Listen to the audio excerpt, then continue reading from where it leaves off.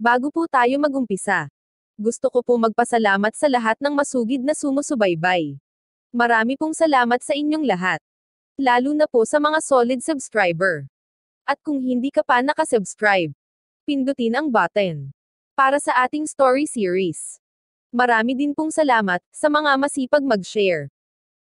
Maligayang pagbisita at pagbabalik po sa ating munting channel.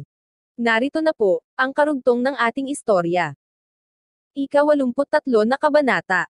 Ang pangbubuli ni Sharon, at ng buong grupo nito. Magkasama silang tatlo, na naglakad sa Green Garden Residential Area. May mga makikita na maayos na hanay, ng mga Mediterranean villas. Sa harap ng bawat isang villa, ay may lahat ng uri ng halaman at puno, tulad ng money tree, mga almendres na namumulaklak, at mga puno ng citrus. Napakakulay at napakagandang tanawin. Sa magkabilang gilid ng kalsada, may mga pine tree na maraming mga ibon. Malamig at sariwa ang hangin sa paligid na may mabangong samyo na mga bulaklak.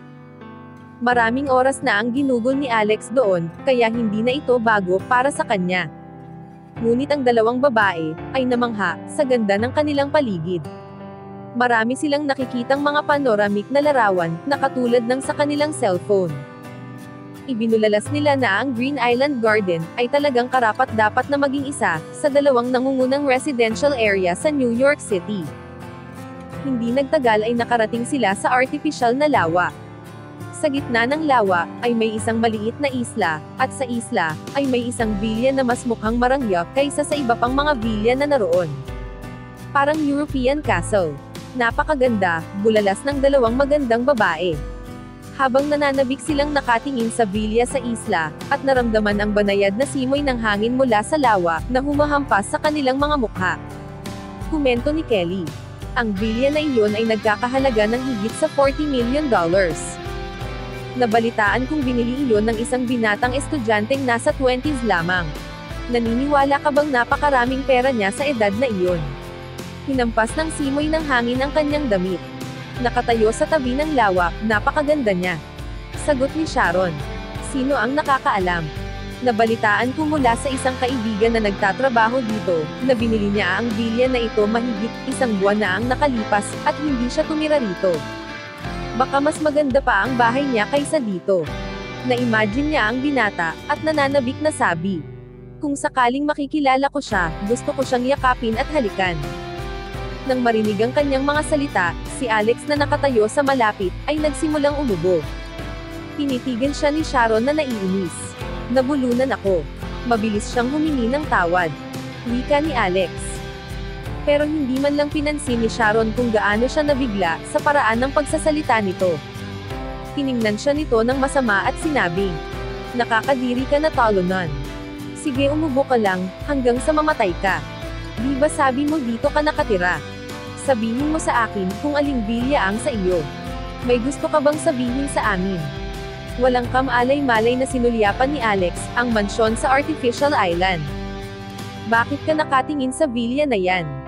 Hindi mo iyon kayang bilihin. Kahit mabuhay ka pa ng 8 beses sa buhay mo.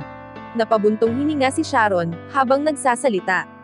Hinilan niya ang mga kamay ni Kelly at sinabing, huwag nating pansinin ang sinungaling na ito.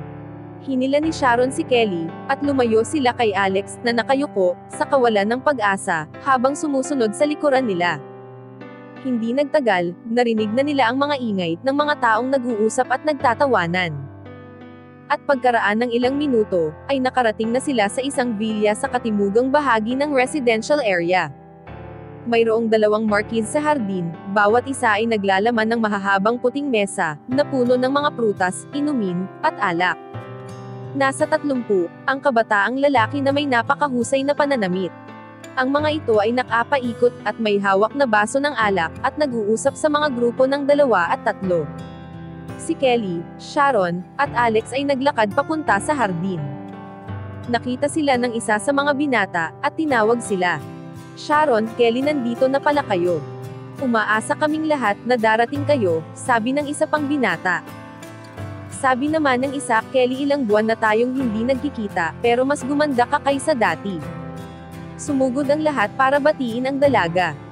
Karamihan ay mga kabataang lalaki, ngunit mayroon ding ilang mga dalagang babae. Ang ibang mga babae, ay nanatili lamang sa kanilang lugar, habang pinagmamasdan si Kelly, na may bakas ng selos sa kanilang mga mata. Masayang nagkukwentuhan ang mga binata, na nakapaligid kay Kelly.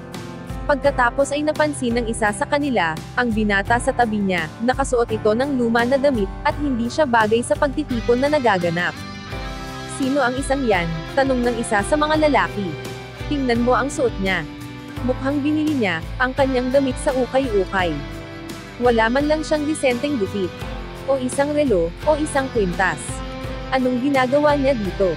Hindi ako makapaniwala na mag-iimbite si Simon ng isang katulad niya. Sumang-ayon ang unang lalaki. Nagsimulang pag-usapan si Alex, sa harap niya, na parang wala ito dito. Nagkamali ka ata ng pinuntahan. Tumingin ka sa paligid mo. Hindi ka bagay dito, sabi ng isang lalaki kay Alex, habang nakatingin sa iba pang mga bisita. Lahat sila ay nakasuot ng mamahaling damit, mga designer outfit. Tinitigan niya ng masama si Alex, at nagpatunog ng dila nito. Iniisip mo bang, kabilang ka sa amin? Sa palagay ko, dapat ay umalis ka na. Habang nagsasalita, ay isinenyas ng binata ang daan palabas. Pero humarang si Sharon. Hoy, anong ginagawa mo? Kasama namin siya ni Kelly, nakangiti nitong sabi. Sumama siya sa inyo. Gulat na gulat ang iba. Ang binatang ito, ay mas mahirap kaysa sa kanila. Bakit naman siya dadalhin ni Kelly? At sila ni Sharon ang pinakamagandang babae doon.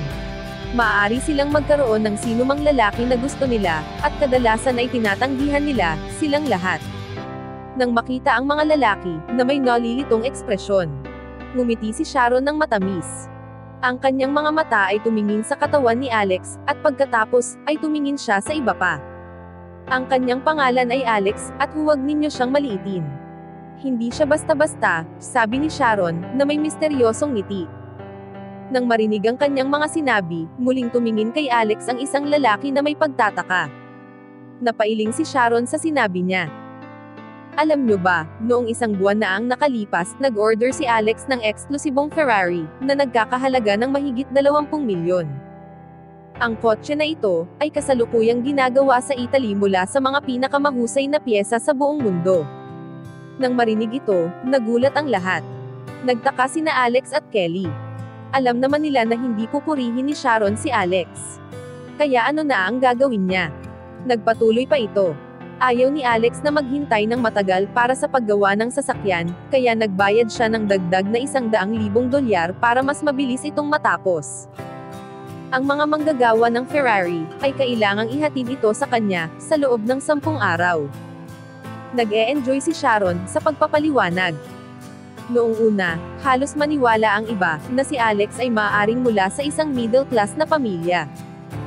Ngunit habang pinapanood nila si Sharon, isang nakakalokong ngiti, ang lumitaw sa kanyang mukha, at napagtanto nila na ito ay nagbibiro sa kanila. Alam nyo ba nung dumating kami kanina? Nagpanggap talaga si Alex na dito siya nakatira. Nagpatuloy pa ito sa pagsasalita. Ang iba naman ay napabuntong hininga sa panghahamak, at tumingin kay Alex, na may mapanuksong ngiti. At alam nyo ba kung saang villa siya nakatira? Habang nagsasalita si Sharon, mas nagiging kapanapanabik siya. Tumingin ang iba, na tumatawa kay Alex. Natutuwa si Sharon sa joke niya. Sasabihin ko sa inyo ng sikreto, ito ay ang nasa artificial lake. Tumawa ng malakas ang lahat. Puno ng pangungutya ang kanilang tawa. Sabi ng isang lalaki, hindi pala siya isang mayaman. Siya ay super yaman. Isa pa ang sumali, pinapakita lang, na hindi mo dapat usgahan ang isang libro, sa pamamagitan ng cover nito. Kung hindi dahil sa paliwanag ni Sharon, akala ko namumulot lang siya ng basura sa kalsada. Dahil ikaw ang may-ari ng pinakamahal na villa sa artificial lake, bakit nandito pa tayo? Hindi ito may kukumpara sa bahay mo. Pumunta tayo sa villa mo. Itinulak siya ng lalaking nagtatangkang paalisin siya habang nagsasalita ito. Hindi na nakapagpigil si Kelly. Anong ginagawa mo? Tanong ni Kelly habang tinutulak ang lalaki palayo. Tumayo siya sa harapan ni Alex para humarang, at galit na tumingin sa iba. Ano bang problema nyo guys? Anong pinagtatawanan ninyo? Gusto nyo ba akong makasama ngayon o hindi na? Sagot ng lalaki, Kelly, alam mo kung ano ang sinasabi namin. Ang lalaking ito, ay hindi bagay sa party. Ginagawa niyang hindi komportable ang lahat dito. Ipaliwanag mo. Bakit hindi siya bagay? Para sabihin ko sa iyo, boyfriend ko siya. Sa tingin mo, hindi pa ba siya karapat-dapat? Nakatingin si Kelly sa lahat, habang nagsasalita. Nang marinig nila ito, lahat ay natigilan. Ang mukhang pulubi na ito, ay boyfriend ni Kelly. Hindi ito maaari. Nagulat din si Sharon sa narinig. Sinabi ng kaibigan niya sa lahat, na si Alex, isang talo na marunong lang magyabang, ay boyfriend niya. Hindi siya makapaniwala. Si Alex ay nabigla ng sandaling iyon. Pero sinabi na ni Kelly dati, na kailangan niyang magpanggap na boyfriend nito sa party. Natatawang sabi ng isa sa mga bisita. Kelly, tigilan mo na ang pagbibiro. Alam namin na hindi ka makikipag-date sa isang tulad niya. Maraming mayamang lalaki na humahabol sa iyo, at tinanggihan mo silang lahat. Sumang-ayon naman ang mga kaibigan niya. Sigurado, sigaw pa ng isa. Sabi naman ng isa pa. Alam ko ang nangyayari. Hindi ba naiinis si Kelly sa pang-aasar ni Henry Moore sa kanya kamakailan? Sa palagay ko nakahanap siya ng pekeng boyfriend para takutin si Henry. Alam mo tama ka dyan. Sumang-ayon ang isa pa. Tumango naman ang isa pa. Ini-imagine ang kung ano-anong dahilan, para makipag-date ang kanilang kaibigan sa isang tolunan. Parang Diyosa si Kelly sa kanila. Hindi talaga nila matanggap na boyfriend niya ang isang tulad ni Alex. Ngumiti ang unang lalaki, at sinabi sa kanya, tama tayo, di ba? Kelly. Sa totoo lang, kung kailangan mo nang magpapanggap na boyfriend mo, ikasisiyo kong tumulong. At ako, sabi ng kaibigan niya. Kaya ko rin. Ito ay dapat na mas mahusay, kaysa sa isang gus-gusin na ito. Sa pagtingin sa mga taong ito, na nag-iisip na sila ay matalino, si Kelly ay mahinang ngumiti. Sinong nagsabi sa iyo na nagpapanggap siyang boyfriend ko? Nakangiting tanong ni Kelly.